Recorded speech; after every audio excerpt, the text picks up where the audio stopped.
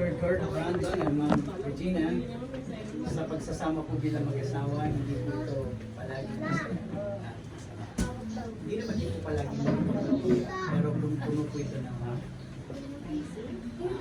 mga challenges at subok yun na darating pa sa inyong dalawa, hindi para kayo ay ibahin ito, wasakin ito, o pag-iwalay nito, kundi para kayo ay turuang maging matatag at matibay sa isa't isa bilang mag-asawa.